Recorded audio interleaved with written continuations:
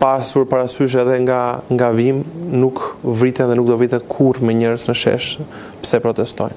Madje edhe kur bëhen disa akte të dhunshme dhe shikojmë edhe agravim, shohim ndërhyrjet policisë për të neutralizuar, për të qetësuar situatën, por kurrë asnjëherë dhunë ndaj protestuesve. Protesta para një jave, me thënë të drejtën, Emile, ku? Përpara parlamentit pa më pak dhunë. Jo, i nderuar, unë kam qenë aty dhe kam kaluar para protestuesve. Ka pasur një shtyre, një përplasje me policinë, por nuk ka pasur kurse si dhunë. Kjo ngret në opinionin tim, kjo është vetëm opinionin tim. Ndryshe mbase. Dhe unë e kam parë, e kemi ndjekur, ka pasur një tendencë nga ana e disa protestuesve të cilët dëshirojnë të agravonin situatën, madje u desh që policia të vinte, se nuk ishte mobilizuar për një rast tillë, deri në pastaj në momentin ku u përpoqin disa protestues të atakoheshin me deputet ose me funksionar tjerë, normalisht policia të bënte detyrën e saj për të neutralizuar, për mos t'i lejuar këta njerëz. Andrea, dhe policët që ishin aty janë po qytetarë shqiptarë, ata kanë opinionin e tyre, mund të jenë mbështetës apo jo të qeverisë, se kanë shprehur vullnetin e tyre me votë, por kurse si nuk kanë as pse të goditen me vezë, me gurë, të shtyhen, të vjen përpara kangjullave, ata bëjnë detyrën e tyre vetëm për të siguruar një perimetër sigurie.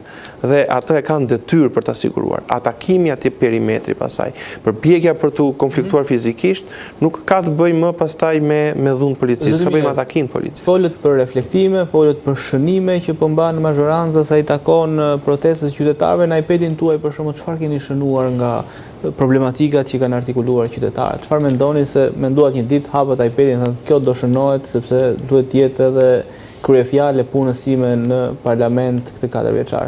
Jo, po, unë nuk jam nisur për të reflektuar nga protesta për të shënuar pikat e mia kryesore se çfarë do bëj gjatë këtyre 4 viteve. Dhe shënimet nuk është e domosdoshme të mbahen në iPad. Se ju folet pak më para për teknologjinë, unë e kam thënë edhe në parlament për Partinë Demokratike, vetëm aty ndodh që teknologjia më e madhe që ata njohin është iPadi Saliut. Hap ai atë në mënyrë kalorsiake që aty pasaj del e vërteta e pacunguar e liderit suprem dhe aty marrin direktivën që të gjithë. Nuk ndodh nuk është e rëndësishme të shënohen në iPad.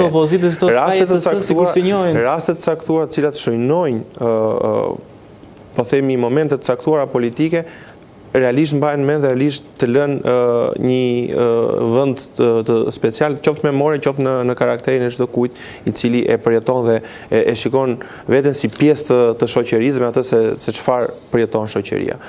Patjetër, dhe unë kam mbajtur shënimet e mia dhe kam kuptuar që po, mund të ketë njerëz të caktuar dhe kanë arsye të shumta për të protestuar për të protestuar për element që ata besojnë që duhet ngritur zëri.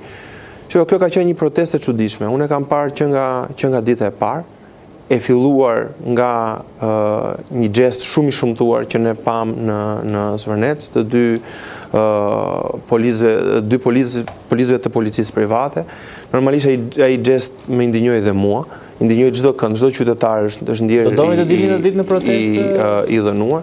Të gjithë kemi shprehur revoltën tonë dhe kemi bërë protestën tonë në mënyrat tona. Të gjithë kemi shprehur revoltën tonë për atë gest. Nuk besoj që ka shqiptar i cili e ka pëlqyer ose shqiptar i cili nuk e ka bërë që ai gest të reagoj. Por që aty ajo çka nisi, që ishte edhe një po themi një indinjat shoqërore që i bëri shumë njerëz që të dilnin, ishte një gest i drejtë, fillimi i indinjatës. Pavarësisht se u morën masa, u shkarkuan gjithë linja drejtuese e policisë Vlorës dhe pavarësisht se ishin masa drejta, mos harrojmë që ata njerëz me kontribute për shvet faktin që nuk reaguan, u larguan nga detyra, sepse nuk e bën detyrën e tyre ashtu siç thuhesh.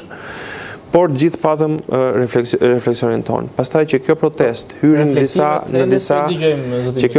hyri në disa ullinj që na ngatruan gjithëve, na bën gjithëve që të fillonim të kishim shënimet tona, patjetër.